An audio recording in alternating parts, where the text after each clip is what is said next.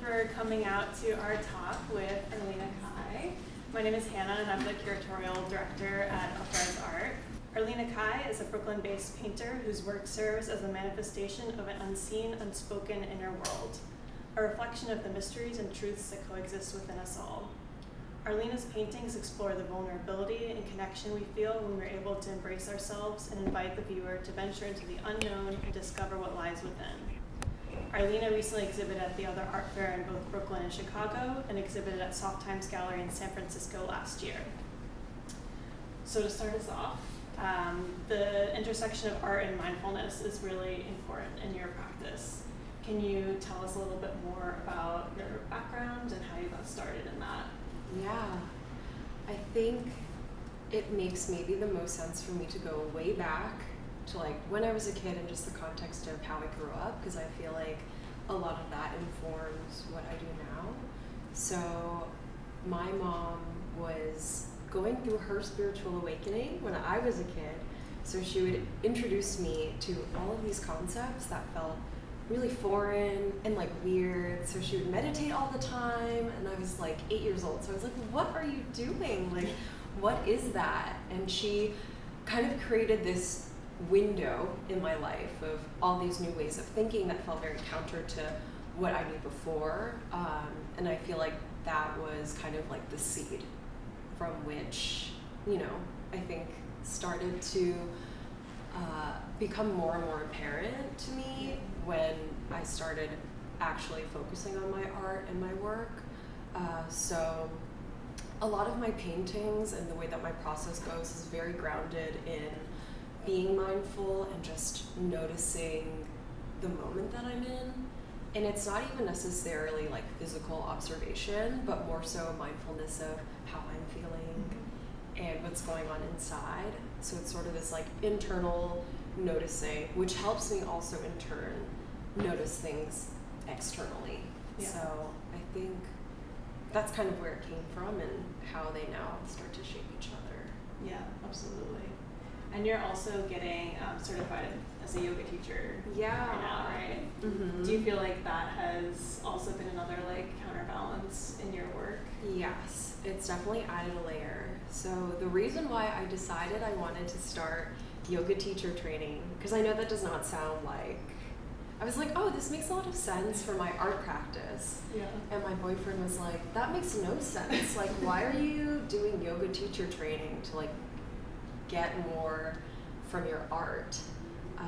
But at the beginning of the year, I was feeling sort of like this disconnect from my body, just because I was like really anxious, and I was like, wow, art is can be such a scary career. And I knew that to counter that feeling or something to give me groundedness again was just some kind of physical practice where I could just settle into myself. And so I've been a yoga practitioner for a really long time, and I've always thought about doing teacher training. And I just decided like, this is the year that I'm going to be trying new things and learning new things. So why don't I just give it a go and see where it takes me? And if it doesn't work out, like I don't need to be a yoga teacher. I'll at least have this new knowledge that will help me be in my body, and I think through that kind of also help me paint more, because my painting process is very physical and body focused in a way. Yeah, when you told me that you were pursuing that this year, it made total sense to me. And I thought, like you just said, if you don't even end up like becoming a yoga teacher, it's kind of just like a next level of like getting in tune with your body and also being able to kind of like extend that awareness and that like just awareness to other people in the sharing of your practice, which is not too dissimilar than like the paintings that you create and how you're sharing like what is a personal and reflective experience with others, and then they can make their own associations with the work. And also, as you were saying, your practice is very physical because you're working on these paintings on the floor, and then you stretch them afterwards. Can you tell us a little bit more about that, the physical process of the paintings? Yeah, So I paint flat on the floor. So you can imagine like this on the ground, unstretched, just like a piece of canvas. And I'm just on my hands and knees, like crawling around, making my big brush strokes or small brush strokes. And it's like, it's a very active process. Like when I'm painting, it's like exercise, because I'll be like in a plank to get to a corner, or like, I don't know, like doing all sorts of weird things to maneuver around the paintings. And then of course, stretching a painting is very tiring. And if you've done it before, you get very sweaty. So it's just, there's a lot of physical labor in the painting practice, which is also why I'm like, I should do more yoga, because like I'm moving these things around and my shoulders are hurting and like I'm getting low back pain and all this stuff. But I think part of that labor, like that physical labor, is such a beautiful part of the process, because there's also not that many things that we get to do that require that physical labor. I feel like in other lines of work, like if you work with a computer all day, you don't get to, I don't know, like touch things with your hands and like move them around and all that kind of stuff. So definitely very grateful for it. Definitely kicks my butt sometimes, but it's like part of the fun. Yeah, absolutely. When you were making the works for this show, did you have a specific like emotion or feeling in mind that you wanted to convey? I know we talked a little bit about these pieces being more like freer, more flowing. You talked a lot about like Taoism and some of those practices that are also kind of swimming around and forming this work. Can you speak more to that? So kind of going back to when I was having this like crazy anxiety at the beginning of the year, that was sort of the context for when I had to begin this body of work, because I was like, okay, I know I have to like make these pieces, and right now I'm just going through this weird feeling. So what I tried to tap into was just the idea of flow and just letting whatever's there be. So there's a Taoist concept called Wu Wei, which literally translates as non-action, but what it is more so tapping into is not literally doing nothing, but just moving from a place of no effort. So moving from a place of ease, from a place of flow. So if you imagine a stream with rocks in it, the water is not freaking out because there are rocks there, it's just moving around them, and it continues to flow on its way. Like, it doesn't even know, it doesn't even care. It's just doing its thing, it's just water flowing. So that idea was something that I really thought about a lot when I was making these works, and something that I really wanted to put into practice in my life, but also in the paintings. So I tried to come from this place of whatever's there is there, and I'm gonna let it be, and I'm gonna try to find peace even though I'm in this kind of anxious state. So whatever I'm being drawn to, color-wise, shape-wise, I'm just gonna let it flow. Like, I'm gonna let these paintings be as effortless as possible. Yeah, so that's kind of where that came from. But I love Taoism in particular because it's like not an exact, like, it's not like a religion that says like, this is what you need to do to be a good whatever. It's more of like a way of thinking about the world and a way of being in the world and practicing like this different kind of perspective that I think is very counter to what we normally are raised as thinking. Because I don't know about you guys, but for me as a kid, it was like, if you work hard, you will succeed. And the harder you work, like the better of a human you are. So if you're not stressed out and like putting in all your time at your job and all this crazy stuff, like you're not good or not a, you know, whatever, good citizen.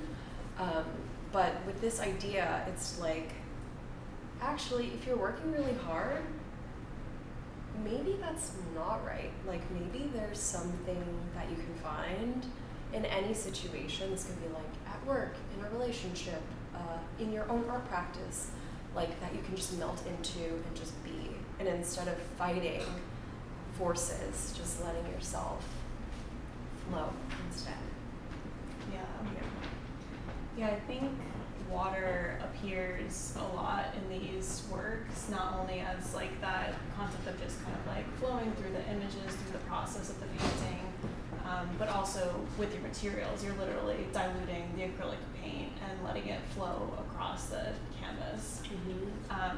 Has water, or just like that idea of that element, kind of inspired this body of work, or has it been more just like a touchstone in general for your practice? Yeah, I think water is very foundational to just my artwork in general, but right now it does look more watery, maybe, like it's become more apparent.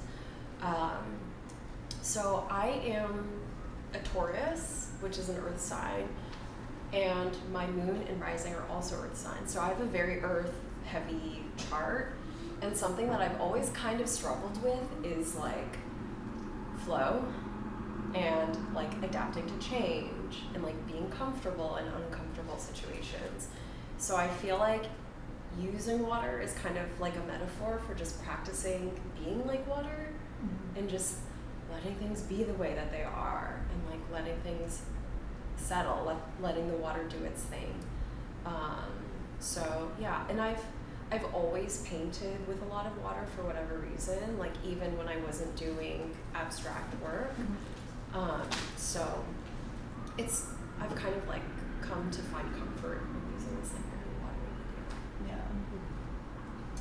When you were making these pieces, were there specific symbols that you were envisioning kind of in keeping with that elemental like water idea, or did some images kind of just emerge out of the process? Because I feel like in these pieces, maybe a little bit more than some of your previous works, there really seems to be like these recognizable images that kind of like come forward the longer you spend with the pieces. Like sometimes I see like an eye, or like a petal, or like what looks like a lotus. Mm-hmm. I think it's kind of like a mix of both. So I've always loved painting eyes, because I used to do portraiture, so I don't know. Eyes have always been interesting to me, I think, because you look at people in the eye when you talk to them. People say like you can see someone's soul through their eyes, so that's always been really interesting and quite sweet to me. So I like to give my paintings their own eyes so that they can kind of like look out into the world, watch over the space that they're in. And I feel that as a very like protective symbol and a symbol of like consciousness as well. But then for the more like floral imagery, I think I just started, I would just paint and then I would see them, and then I would like play on them. So it's kind of a mix. Lean into it. Yeah, I would just lean into it, and I'm like, okay, this feels like a lily pad. We'll just like keep going and keep moving in that direction. And also like in this play and in this like idea of flow, I was like, if I'm seeing it and I like it, like I'm just gonna keep doing it because it feels good, and it feels much easier than, I don't know, trying to do something else. So yeah, just kind of like follow the instinct and let it be and like feel it more than think about it. Yeah. Do you hope with your work that there is something specific that viewers will take away from it? That's a good question. Not really. I want all of the pieces to feel like they're mirrors. So you can kind of see whatever you want in the paintings, depending on, you know, like what you've been through and your experiences and just your relationship with art. So it's kind of they're meant to just be spaces where you can open up and kind of just be honest with yourself and maybe see something new. So yeah, they're sort of open-ended. Yeah. Do you ever feel surprised with how a painting makes you feel as you're creating it? Because I think they're very like personal and meditative and introspective for you as you're creating them, you know, kind of almost regardless of what the viewer ends up seeing in that mirror, as you put it. Yeah.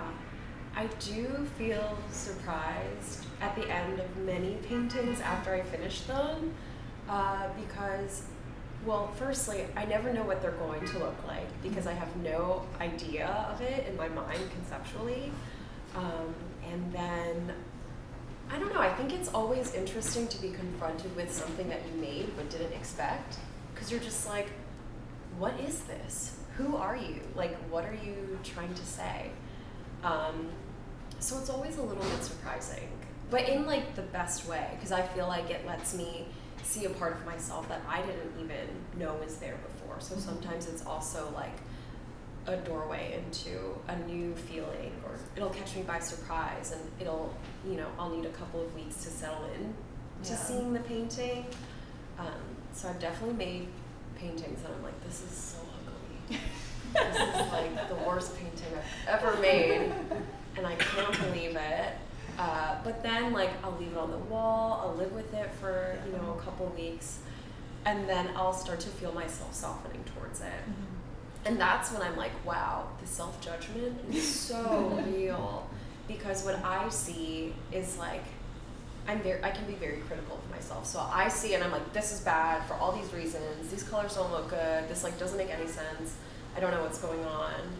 But then once you sit with it, you're just like, wow, who was that? You know? Like, I think sometimes with art and with a lot of things, it's like your judgment will get there before you can really meet it with your heart. And then when that happens, it's like all hell breaks loose, and you just like have all these like things being said in the back of your head, and you're like, this is so silly. So I'm definitely learning to soften too through making art and like looking at my own art, looking at other people's art. I think there's just, I'm like trying to move past that judgment and into a place of like just, we're both here, you're here, the painting on the floor, I'm here, like we're just coexisting. Do you ever return to a painting that you feel was done or that you didn't like, and then see it weeks later and you're like, oh, actually, let me work back into that, or actually, that was a good painting, what was I talking about? Yes, definitely. And sometimes those are the pieces. I feel like the paintings that I'm like, this is really bad, usually become something that's really special and different and feels, I don't know, just feels like magic when you see something and you have one judgment about it, but you revisit it later and then you kind of like transform it into something new, and you're like, wow, okay. Just the journey is like, you look at something half-baked, it doesn't look that great, but then when you just push it a little bit further and keep moving through that space of discomfort, like it becomes something completely different. And even though you can still see, because I work with very, like sparse pigment, like the paint is very lightly pigmented, so it's pretty sheer. You can see pretty much anything that's underneath. Like I can still see that original form that I judged so harshly, but makes so much sense with this new added layer of, you know, color or meaning or whatever, or maybe I'm different now this week versus like 2 weeks ago or a month ago. So it's a very like, there's a lot of growth that happens. Well, you mentioned like kind of that you feel like you resist change a lot, and I think that maybe some of these like magical moments in the paintings happen as a result of that like dissonance of like the change, and you being like, whoa, that's not something I'm used to, I'm not sure if that's like what I want. But then it sounds like it ultimately ends up being like really fruitful and helps like advance the painting and your practice forward. There's definitely also paintings that get worse, but then there's paintings that get better. And as long as some get better, it's so worth it to do that whole process. But and I mean, like, how many times have any of us done something like 50% of the way through and we're like, oh, I don't know if I should have done that. And then you give up.